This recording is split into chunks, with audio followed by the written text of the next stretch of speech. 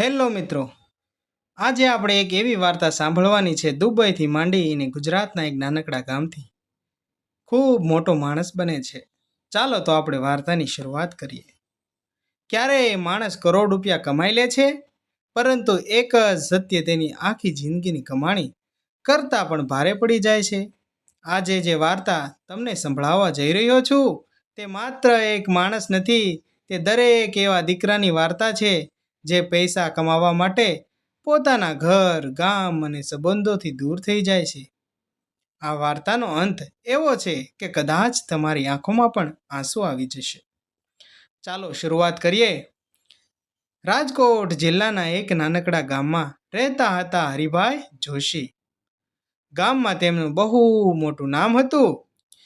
ખેતી કરીને જીવન પસાર કરતા હતા. તેમની પત્ની કોકિલાબેન ખૂબ જ સંસ્કારી અને પ્રેમાળ સ્ત્રી હતી. બંનેનો એક જ માત્ર દીકરો, જેનું નામ હતું જયદીપ. જયદીપ ખૂબ ગુણવાન અને સુંદર. હરિભાઈનું એક જ સપનું હતું, મારો દીકરો મોટો માણસ બને, એવી ઊંચાઈએ પહોંચે કે આખું ગામ તેના ગર્વ કરે. અને હકીકતમાં પણ તે ખૂબ જ મહેનતુ નીકળ્યો. ગરીબ હોવા છતાં તેમણે ક્યારેય દીકરાના અભ્યાસમાં કમી કરવા દીધી નહોતી. જયદીપ પણ ખૂબ જ હોશિયાર હતો. દિવસ રાત મહેનત કરતો. મહેનત કરીને આખરે એન્જિનિયરિંગની પૂર્ણ કર્યું. પછી તેને દુબઈની એક મોટી કંપનીમાં નોકરી મળી. અને આજે તેનું સપનું પૂરું થયું, જે વિદેશમાં જવાનું હતું. જે દિવસે ગામમાં આ સમાચાર આવ્યા, આખું ગામ ખુશ થઈ ગયું હો. કોકિલાબેન તો પોતાની ખુશીમાં ભગવાનના મંદિર તરફ પ્રસાદ ચડાવવા દોડી ગયા. હરિભાઈએ ગામના દરેક માણસની મીઠાઈ વહેંચી અને મીઠાઈ વહેંચતા વહેંચતા ગર્વ અનુભવ્યો કે મારો દીકરો હવે વિદેશ જશે, મારો દીકરો હવે દુબઈ જશે. આ શબ્દ બોલતા જ તેમની આંખોમાં ગર્વ દેખાતો હતો. દુબઈ પહોંચ્યા પછી જયદીપનું જીવન બદલાઈ ગયું હતું. મોટી ઓફિસ, લક્ઝરી કાર, ઊંચી ઇમારતો, વિદેશી મિત્રો અને કેટલો સુખ શાંતિનો માહોલ. અને થોડા વર્ષોમાં લાખોની જગ્યાએ કરોડોની કમાણી શરૂ થઈ ગઈ. પહેલાં તો દરરોજ માતા પિતાને ફોન કરતો હતો, પછી અઠવાડિયે એક વખત અને પછી મહિને એક વખત. અને ધીમે ધીમે ફોન માત્ર ફરજ માટે કરવા લાગ્યો. કોકિલાબેન દર સાંજે મોબાઈલ હાથમાં લઈને બેસી રહેતા કે હમણાં મારા દીકરાનો ફોન આવશે, આજે તો દીકરો ફોન કરશે જ. પરંતુ દીકરાનો ફોન તો આવતો જ નહીં. પણ ઘણી વાર રાહ જોઈને બેહતા અને મોબાઈલ શાંત થયો રહેતો. હરિભાઈ હસીને કહેતા, એ બહુ કામમાં હશે, ચિંતા ના કર, કરશે ફોન, એને સમય મળશે એટલે આપણો દીકરો જરૂર ફોન કરશે. પણ અંદરથી તેનો પણ તૂટી રહ્યો હતો. એક દિવસ ગામમાં હરિભાઈ ખેતરમાં કામ કરતા હતા. અચાનક તેમને છાતીમાં ભારે દુખાવો થયો. ગામના લોકો તરત હોસ્પિટલ લઈ ગયા. ડૉક્ટરે કહ્યું, તેમને આરામની ખૂબ જરૂર છે, હવે ભારે કામ બિલકુલ કરવું નહીં. આ શબ્દો સાંભળીને કોકિલાબેનની આંખો પહોળી થઈ ગઈ. તેને થયું, દીકરો ફોન ઉપાડતો નથી અને પતિ અહીંયા આમ હેરાન છે. હવે મારે શું કરવું? કોકિલાબેને તરત જ દુબઈમાં જયદીપને ફોન કર્યો. બેટા, તારા પપ્પાની તબિયત સારી નથી. જયદીપે જવાબ આપ્યો, મમ્મી, હમણાં બહુ મોટો પ્રોજેક્ટ ચાલી રહ્યો છે, થોડા દિવસ પછી આવીશ. બેટા, તારા પપ્પાને બહુ યાદ કરે છે અને તારી વાટ જોવે છે. મમ્મી, તમે ચિંતા ના કરો, પૈસાની જરૂર હોય તો હું મોકલી દઉં. આટલું કહીને તેને ફોન મૂકી દીધો. કોકિલાબેનના હાથમાંથી મોબાઈલ સરકી ગયો. તેમને પહેલી વાર સમજાઈ ગયું કે પૈસા મોકલવા સહેલા છે, પરંતુ સમય આપવો ખૂબ મોંઘો છે. પણ સમયની મોકલી શકાતો નથી. સમય પસાર થતો ગયો. દુબઈમાં જયદીપનો બિઝનેસ પણ શરૂ થઈ ગયો હતો અને બિઝનેસ ખૂબ ધમધમથી ચાલતો હતો. હવે તે કરોડપતિ બની ગયો હતો અને તેની નીચે કામ કરવાવાળા પણ બહુ ઝાઝા સભ્યો હતા. તે ધીરે ધીરે મજૂરોને હેન્ડલ કરતો. તેની પાસે બધું જ હતું, પણ ધીમે ધીમે તેને ચહેરા પરથી હાસ્ય ગાયબ થવા લાગ્યું. રાત્રે ઊંઘ આવતી નથી. મોટા બંગલામાં એકલાપણું લાગતું હતું. એક દિવસ તેને મિત્ર ઓફિસે પૂછ્યું, જયદીપ, તારી પાસે બધું છે, છતાં તું ખુશ કેમ નથી? જયદીપ પાસે કોઈ જવાબ જ નહોતો. તે વિચારવા લાગ્યો, મારી પાસે ધન, ધાન્ય, કાર, બંગલો બધું જ છે. પરંતુ શું એવું છે કે મારી પાસે નથી, જેથી હું ખુશી નથી મને મળતી? તે માત્ર સ્મિત કરીને વાત બદલી નાખ્યો. તે જ વર્ષ દિવાળી આવી. કોકિલાબેને ફરી ફોન કર્યો. બેટા, આ વર્ષ તો ઘરે આવી જા. જયદીપ ફરી કહ્યું, આ વખતે પણ શક્ય નથી મમ્મી. મારે બહુ જ કામ રહે છે. મારા મજૂરો સરખું કામ નથી કરતા. મારે તેની પાસે કામ કરાવવું પડશે. અને પછી આ શબ્દો સાંભળીને હરિભાઈએ ફોન પોતાના હાથમાં લીધો. બેટા, માત્ર એટલું જ બોલી શકાયું. તેમણે અવાજ કંપી રહ્યો હતો. તું ખુશ રહેજે, બસ એટલું જ જોઈએ. અને તેમણે ફોન મૂકી દીધો. જયદીપે પહેલી વાર પોતાના પિતાના અવાજમાં એક અજાણી ખામીઓ જોઈ. તેને અનુભવ્યું, પણ ફરી કામમાં વ્યસ્ત થઈ ગયો. તેના પિતાજી તેને યાદ કરતા હતા. તેને થોડું ઘણું થયું, પરંતુ તેનો કામનો બોજ એટલો હતો, તે ભૂલી ગયો. થોડા મહિના પછી દુબઈમાં અચાનક આર્થિક મંદી આવી. જે કંપનીમાં જયદીપનો મોટો બિઝનેસ હતો, ત્યાં કરોડોનું નુકસાન થઈ ગયું. માત્ર એક જ અઠવાડિયામાં તેની સૌથી મોટી ડીલ તૂટી ગઈ. બેંકના ફ્રોડ શરૂ થઈ ગયા. પાર્ટનરો દૂર થવા લાગ્યા. તે જે લોકો રોજની તેની આસપાસ ફરતા હતા, તે હવે ધીમે ધીમે દૂર થવા લાગ્યા. તે જ લોકો હવે ફોન પણ ઉપાડતા બંધ થઈ ગયા. પ્રથમ વખત જયદીપને સમજાયું કે પૈસા સાથે મળેલા સંબંધો કેટલા નબળા હોય છે. પૈસા તો હોય છે, પરંતુ સંબંધો ખાલી માત્રના જ હોય છે. તે રાત્રે વર્ષો પછી એકલો બેઠો હતો અને તેની નજર એક જૂના ફોટા પર પડી. તે ફોટામાં હરિભાઈ તેને ખભા પર બેસાડી રહ્યા હતા. કોકિલાબેન હસી રહ્યા હતા. આ દ્રશ્ય જોઈને તેને જૂના દિવસો યાદ આવવા લાગ્યા. અને પાછળ તેમનું નાનકડું કાચું ઘર દેખાતું હતું. જયદીપની આંખોમાંથી પાણી વહેવા ગયું. તેને લાગ્યું કે અમારી પાસે કશું નહોતું, પણ અમે કેટલા ખુશ હતા. અને મારી પાસે અહીં બધું હતું, છતાં હું ખુશ નહોતો. તેને યાદ આવ્યું, છેલ્લે તેણે પોતાના માતા પિતાને ગળે લગાવ્યા હતા. તેને યાદ જ નહોતું. બીજા જ દિવસે તેણે નિર્ણય લીધો, હું ઘરે જઈશ. વર્ષો પછી તે ભારત માટે ફ્લાઇટમાં બેઠો, પરંતુ તેને ખબર નહોતી કે ગામ પહોંચતા જ પહેલા ભગવાને તેની જિંદગીમાં એવી વ્યક્તિને મળવાના હતા, જે વ્યક્તિ તેને મળવાથી આખું જીવન બદલી નાખવાની હતી.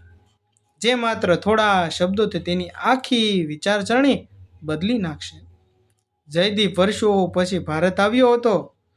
એરપોર્ટ પર બહાર પગ મૂકતા જ તેની માટીની સુગંધ આવી. સુગંધ આવતા જ તેને કોને ખબર છાતી ગજગજ ફૂલવા લાગી. અંદરથી તેને ખુશખુશાલ થવા લાગ્યું, જાણે તેને ધરતી માતા બોલાવી રહી હોય. વર્ષો પહેલા જે સુગંધ તેને મોટા થયો હતો, આજે એ સુગંધ તેને અજાણી લાગણી હતી. ડ્રાઈવરે પૂછ્યું, સાહેબ, સીધા ગામ જવાનું છે ને? જયદીપે ધીમેથી કહ્યું, હા, ચાલો. મોંઘી કાર હાઈવે પર દોડવા લાગી. જયદીપ બારીમાંથી બહાર જોઈ રહ્યો હતો. લીલા ખેતરો, નાના ગામો, બધું ધીરે ધીરે પસાર થવા લાગ્યું. રસ્તા પર રમતા બાળકો, ચા નાસ્તાની લારીઓ, અને આ બધું જોઈને તેને પોતાના બાળપણના દિવસો યાદ આવવા લાગ્યા. કેવા દિવસો! તેના મિત્રો પણ તેને યાદ આવવા લાગ્યા. સાથે રમતા, સાથે ફરતા, ખેતરે જતા, ઝાડવે ચડતા, નદીઓમાં નહાતા, આવું બધું ધીરે ધીરે તેને યાદ આવવા લાગ્યું. પણ હજુ પણ તેમના મનમાં એક જ વિચાર હતો, હું ખૂબ મોડો તો નથી પડી ગયો ને? થોડા સમય પછી અચાનક કારનો ટાયર પંચર થઈ ગયું. ડ્રાઈવરે કહ્યું, સાહેબ, અડધો કલાક લાગશે. આપણે અહીંયા ઊભા રહી જઈએ, થોડી વાર ખોટી થઈ જઈએ. રસ્તાની સામે એક નાનકડું મંદિર હતું. જયદીપ ત્યાં ચાલ્યો ગયો. મંદિરની બહાર એક વૃદ્ધા બેઠી હતી. સાદી સફેદ સાડી પહેરેલી હતી. ચહેરા પર અજોડ શાંતિ, આંખોમાં અજાણી ચમક હતી, અને હાથમાં તુલસીની માળા. આ જોઈને જયદીપ સ્તબ્ધ થઈ ગયો. જયદીપે તેને જોયા. વૃદ્ધે સ્મિત કરીને કહ્યું, બેટા, બહુ દૂરથી આવ્યો લાગે છે. જયદીપ આશ્ચર્યમાં પડી ગયો. તમને કેવી રીતે ખબર પડી માં? વૃદ્ધા હળવેથી હસ્યા. માણસના કપડાં નહીં, તેની આંખો બધું કહી દે છે. જયદીપ તેમની બાજુમાં બેસી ગયો. તેને લાગ્યું કે આ માજી પાસે કશું જાણવા જેવું છે. થોડી ક્ષણો બંધ શાંત રહ્યા. પછી વૃદ્ધાએ પૂછ્યું, ઘરે બધા ખુશ છે ને? આ પ્રશ્ન સાંભળીને જયદીપનું માથું ઝૂંકી ગયું. તે ધીમેથી બોલ્યો, ખબર નહીં. હું તો દુબઈમાં રહેતો હતો. મારા માતા પિતા ગામડે રહે છે. ફોન કરે છે, પણ હું જાઉં છું એટલા માટે જ તેને મળવા જાઉં છું. વૃદ્ધાએ ફરી પૂછ્યું, છેલ્લે તારી માને ગળે ક્યારે મળ્યો હતો? જયદીપ ચૂપ થઈ ગયો. છેલ્લે પિતાને સાથે જમીન પર બેસીને ભોજન ક્યારે કર્યું બેટા? ફરી મૌન. જયદીપ પાસે એકેય જવાબ જ ન હતા. છેલ્લે તેમના માટે સમય ક્યારે કાઢ્યો હતો બેટા? હવે જયદીપની આંખોમાંથી પાણી ધીમે ધીમે ટપકવા લાગ્યું. વૃદ્ધો બોલ્યા, બેટા, માણસ આખી દુનિયા જીતી શકે, પણ જો પોતાના માતા પિતાનું દિલ હારી જાય ને, તો જીવનની સૌથી મોટી હાર જ હોય છે. આ શબ્દો સીધા જયદીપના હૃદયમાં ઉતરી ગયા. તે થરથર ધ્રુજવા લાગ્યો. તેને થયું કે હું ક્યાં હતો, કઈ દુનિયામાં હતો, શું કરતો હતો, અને હું આ દુનિયામાં શા માટે આવ્યો છું? તેના વિચારો ફરવા લાગ્યા. થોડી વાર પછી વૃદ્ધાએ પોતાના થેલામાંથી એક જૂનો ફોટો કાઢ્યો. ફોટામાં એક યુવાન હતો. જયદીપે પૂછ્યું, આ કોણ છે? વૃદ્ધાની આંખો ભીની થઈ ગઈ. મારો દીકરો. ક્યાં રહે છે? કેનેડામાં. તો તમને મળવા નથી આવતો? વૃદ્ધા થોડા હસ્યા. એવું હાસ્ય જેમાં વર્ષોનું દુઃખ છુપાયેલું હોય. આ હાસ્ય એવું હતું જે દેખાવમાં તો હાસ્ય લાગતું હતું, પરંતુ તે વર્ષોનું દુઃખ ચોખ્ખું દેખાતું હતું, જેમાં વર્ષોનું દુઃખ છુપાયેલું હતું. 10 વર્ષથી આવ્યો નથી. જયદીપ ચોંકી ગયો. 10 વર્ષ? હા બેટા, દર મહિને પૈસા મોકલે છે, પણ પોતાના આવવાનો સમય જ નથી મળતો. વૃદ્ધાએ આગળ કહ્યું, એક દિવસ તેણે મને કહ્યું હતું, માં, હું તમારા માટે મોટું ઘર બનાવીશ. પણ મેં કહ્યું, બેટા, મારે ઘર નથી જોતું. મારે મોટું ઘરને શું કરવું? મારો દીકરો જોઈએ.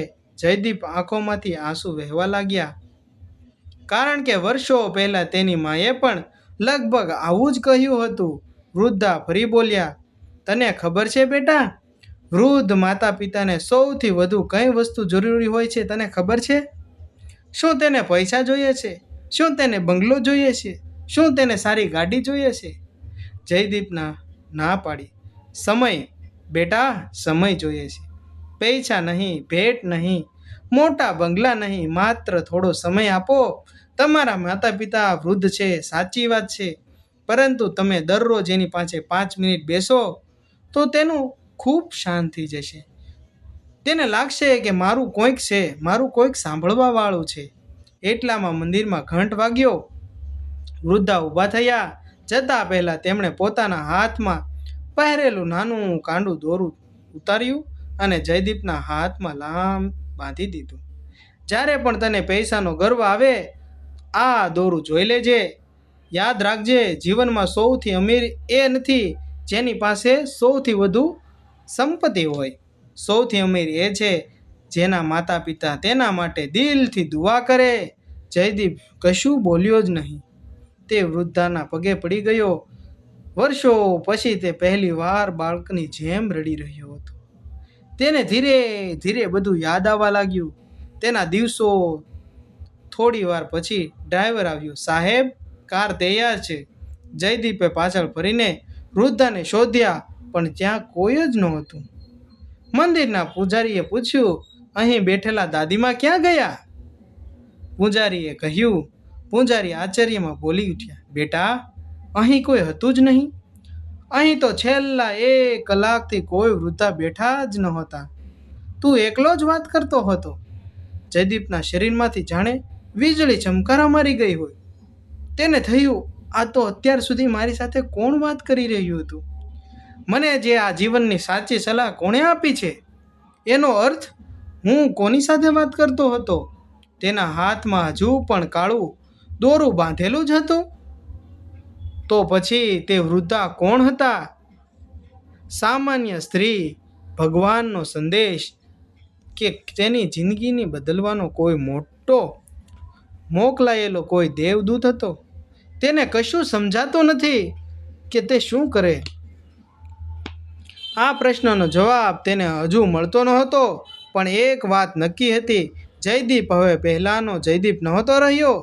તે સીધો પોતાના ગામ તરફ નીકળી પડ્યો, જ્યાં તેની રાહ એક વૃદ્ધ મોટું સત્ય ઊભું હતું.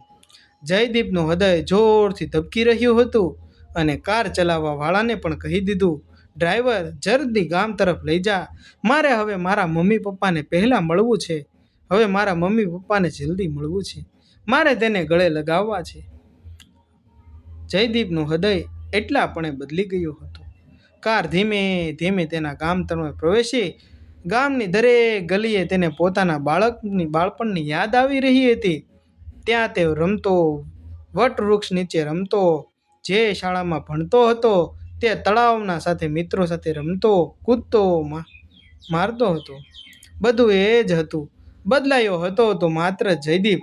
થોડી જ વારમાં કાર તેના ઘરની સામે આવીને ઊભી રહી. જયદીપ ઉતાવળે નીચે ઉતર્યો. ઘરનું લાકડાનું બારણું અડધું ખુલ્યું હતું. આંગણામાં શાંતિ હતી. પહેલાં જે ઘર હાસ્યથી ગૂંજતું હતું, ત્યાં આજે એક અજાણ્યો સન્નાટો હતો. માં, તે જોરથી બોલ્યો. કોકિલાબેન બહાર આવ્યા. વર્ષો પછી દીકરાને સામે જોઈને તેઓ થોડા ક્ષણ માટે સ્થિર થઈ ગયા. તે જોતા જ રહી ગયા. તેને થોડી વાર તેના આંખોને સત્ય જ ન લાગ્યું કે મારો દીકરો દુબઈથી આવી ગયો છે. પછી દોડીને જયદીપને ગળે લગાવી લીધો. બંને રડી પડ્યા. થોડા સમય પછી જયદીપે ધીમેથી પૂછ્યું, માં, પપ્પા ક્યાં છે? કોકિલાબેનનો ચહેરો એક ક્ષણ માટે ઉતરી ગયો. તેમણે ધીમેથી અંદર આંગળી સીધી. હરિભાઈ પથારીમાં સૂતા હતા. શરીર ખૂબ નબળું થઈ ગયું હતું.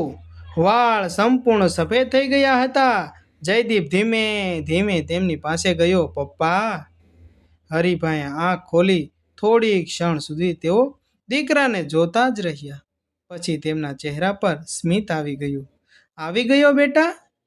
માત્ર આ 4 શબ્દો અને જયદીપને તૂટી પડ્યો. જયદીપના આંખમાંથી આંસુડા દળ દળ વહેવા લાગ્યા.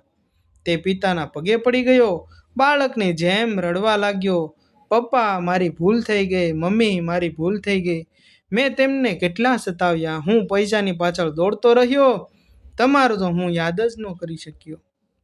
પપ્પા, મને માફ કરી દેજો. મેં બહુ મોડું કરી દીધું. હરિભાઈએ કંપતા હાથથી તેના માથા પર હાથ ફેરવ્યો. દીકરા, ઘરે આવવા માટે ક્યારેય મોડું થતું નથી. માત્ર પાછા ફરવાનું મન હોવું જોઈએ બેટા. આ શબ્દોએ જયદીપનું હૃદય પીગળાવી દીધું. આગલા દિવસથી જયદીપ સંપૂર્ણ બદલાઈ ગયો. તે પોતાના પિતાને દવા આપતો, માતાને રસોડામાં મદદ કરતો. સાંજે બંને સાથે બેસીને ચા પીતા. આખું ઘર ધીરે ધીરે ખુશીઓથી ભરાઈ ગયું અને આ ઘર પહેલાંની જેમ ગુંજગુંજવા લાગ્યું. ગામના વૃદ્ધો સાથે વાતો કરતો. વર્ષો પછી તેને સાચી શાંતિ મળવા લાગી. જે દુબઈમાં બધું હોવા છતાં તેને રાત્રે નીંદર નહોતી આવતી. જમવાનું ભાવતું નહોતું. તે હવે બધું ધીરે ધીરે પાછળ છૂટી ગયું અને હવે તેને પોતાની જિંદગીનો અસલી રાજ સમજ આવી ગયો. એક સાંજે તેણે પોતાના માને પૂછ્યું, માં, રસ્તામાં મને એક વૃદ્ધા મળ્યા હતા. તેમણે મારી જિંદગી બદલી નાખી છે. તેને મને જે બધી વાતો કહી તે મારા હૃદયમાં ઉતરી ગઈ છે. તેમને ઓળખો છો? કોકિલાબેન આશ્ચર્યથી પૂછ્યું. ક્યાં વૃદ્ધા? જયદીપે મંદિરનું વર્ણન કર્યું. સફેદ સાડી, તુલસીની માળા અને હાથમાં બાંધેલું એક કાળું દોરું. આ સાંભળીને કોકિલાબેન આંખોમાં આંસુ આવી ગયા. તેમણે જૂની લાકડાની પેટી ખોલી અંદરથી એક ફોટો બહાર કાઢ્યો અને ફોટો જોતા જયદીપે ફોટો જોયો અને ચોંકી ગયો અને તેને કહ્યું, હા માં, આ જ હતા. ફોટામાં જે વૃદ્ધા હતા એ માં. આ તો એ જ દાદીમાં છે, જેણે મને બેસાડીને વાતો કરી હતી, મને સમજાવ્યો હતો, મારી સાથે મીઠી વાત કરી હતી. કોકિલાબેને ધીમેથી બોલ્યા, બેટા, આ મારી માં એટલે કે તારી નાની છે? જયદીપ આશ્ચર્યમાં પડી ગયો. પણ તેઓ તો ઘડીક સ્તબ્ધ થઈ ગયો. પછી બોલ્યો, હા, તેમનું 5 વર્ષ પહેલા અવસાન થઈ ગયું હતું. જયદીપના હાથમાં ફોટો લગભગ પડી જ ગયો. તેને આ શબ્દો સાંભળતા તે ધ્રુજી ઉઠ્યો. શું મરેલી વ્યક્તિ પણ મને આવું આશ્વાસન આપી શકે, આવું જ્ઞાન આપી શકે? તે સ્તબ્ધ થઈ ગયો. તેના પગ નીચેલી ધરતી સરકી ના ગઈ હોય તેવું લાગવા લાગ્યું. તેને રસ્તા પર થયેલા દરેક વાત યાદ આવી. દરેક શબ્દ, દરેક સ્મિત, દરેક સહાય, એ બધું સાચું હતું. તેણે ધીમેથી પોતાના હાથમાં બંધાયેલું કાળું દોરું દેખાયું. તેમના મમ્મીને દેખાડ્યું. એ હજુ પણ બાંધાયેલું જ હતું. તે સમજી ગયો, ભગવાને કદાચ તેની નાનીના રૂપમાં તેને છેલ્લી તક આપી હતી. તે રાત્રે જયદીપ ઊંઘી શક્યો નહીં. સવારે તેણે મોટો નિર્ણય લીધો. તે દુબઈ પાછો ગયો, પરંતુ પૈસા કમાવા નહીં. તે પોતાની કંપનીને વેચી દીધી. મોટા ભાગની સંપત્તિમાંથી એક ટ્રસ્ટ બનાવ્યું. પછી કાયમ માટે ભારત પાછો આવી ગયો. ગામમાં તેણે પોતાના પિતાના નામે એક વડીલ સેવા કેન્દ્ર શરૂ કર્યું, જ્યાં કોઈ પણ વૃદ્ધ એકલો ન રહે. દરરોજ ત્યાં ભોજન મળતું, દવા મળતી અને સૌથી મોટી વાતો કરવા માટે લોકો મળતા. હાલના સમયમાં અત્યારે કોઈ પાસે સમય નથી, કોઈને બેસવાનો ટાઈમ નથી, પરંતુ આ એક કેન્દ્રથી ત્યાં દરેક માણસો બેસીને પોતાના સખદખની વાતો કરતા. જયદીપ પોતે દરરોજ ત્યાં જતો, વૃદ્ધાના પગે લાગતો, તેમને વાતો સંભળાવતો, તેમને હસાવતો. લોકો કહેવા લાગ્યા, જે દીકરો ક્યારેય પોતાના માતા પિતાને સમય આપી શકતો ન હતો, એ જ આજે આખા ગામના વડીલોને દીકરો બની ગયો છે. થોડા મહિનાઓ પછી હરિભાઈની તબિયત ઘણી સારી થઈ ગઈ. એક દિવસ તેમણે જયદીપને કહ્યું, બેટા, આજે મને તારા પર ગર્વ છે કે તું મારો દીકરો છે. કરોડો રૂપિયા કમાયા ત્યારે નહીં, પણ જ્યારે તું માણસ બનીને મારી પાછે આવતો રહ્યો. જ્યારે તું ગામડે આવ્યો અને આ બધાની સાથે રહેવા લાગ્યો, ત્યારથી મારી તબિયત પણ સારી થઈ ગઈ છે બેટા. જયદીપની આંખોમાં આંસુ આવી ગયા. તે સમજી ગયો, સાચી સફળતા બેંકના ખાતામાં નહીં, પરંતુ માતા પિતાના આશીર્વાદમાં હોય છે. અંતિમ સંદેશ. જો મિત્રો, આ દુનિયામાં, આપણા ભારતમાં કે આપણા ગુજરાતમાં દરેક લોકો પૈસા ફરી કમાઈ શકે છે, ધંધો ફરી ઊભો કરી શકાય છે, ઘણી ફરી બનાવી શકાય છે, ઘર પણ ફરી બનાવી શકાય છે. એક વખત માતા પિતાને ચાલ્યા જાય ને, પછી તેમની સાથે 5 મિનિટ પણ પાછી મળી શકતી નથી. તમારી પાસે કરોડો રૂપિયા હશે, પરંતુ તમારા માતા પિતાને તમે પાછા મળી નહીં શકો. જો તમારા માતા પિતા આજે તમારી સાથે છે, તો આજે જ તેમને ગળે લગાવો. કહો, મા, પપ્પા, હું તમને ખૂબ જ પ્રેમ કરું છું. કારણ કે સૌથી મોટો કરોડપતિ એ નથી જેના ખાતામાં કરોડો રૂપિયા હોય છે, પરંતુ સૌથી મોટો કરોડપતિ તો એ જ વ્યક્તિ હોય છે જેના માથા પર માતા પિતાના આશીર્વાદનો હાથ હોય છે. મિત્રો, જો તમારા મમ્મી પપ્પા તમારી સાથે ના હોય તો એને જરૂર કોલ કરજો. અને મારો વિડીયો આ જો પસંદ આવ્યો હોય તો મારી ચેનલને લાઈક કરો, શેર કરો, સબસ્ક્રાઈબ કરો અને તમારા અન્ય મિત્રો અથવા અન્ય વડીલોને પણ આ મેકલો, જેથી એની પણ સાથી ગજગજ ભૂલી જાય અને એના દીકરા પણ થોડુંક સમજીને પોતાના માતા પિતાની સેવા કરવા લાગે. તો મારા માટે બસ એટલું જ છે કે તમારા વડીલોને તમે પ્રેમ કરો, એને ચાહો, એને જોઈતું એ આપો. એને પૈસાની ભૂખ નથી મિત્રો, પરંતુ એની પાછે 5 મિનિટ બેસો, દિવસમાં 5 મિનિટ એની માટે કાઢો, તો તમારા વડીલો ગજગજ તેની સાથી ફૂલવા લાગશે. તમારા પર તેને ખૂબ પ્રેમ હોય છે, પરંતુ તે બતાવી નથી શકતા, તે દેખાડી નથી શકતા, કારણ તે વૃદ્ધ થઈ ગયા છે. પરંતુ તમે તેને સાચવશો તો એ તો ખુશ થશે, પરંતુ ઉપરવાળો બેઠેલો ભગવાન એ પણ ખૂબ જ ખુશ થશે. અને મિત્રો, આ હું કાંઈ ભાષણ તમને દેવા નથી આવ્યો, પણ મારા હૃદયની તમને એક વાત કહું છું. જો વિડીયો પસંદ આવ્યો હોય તો લાઈક જરૂર કરજો. Thank you. વિડીયો જોવા બદલ તમારો ખૂબ ખૂબ આભાર. Thank you.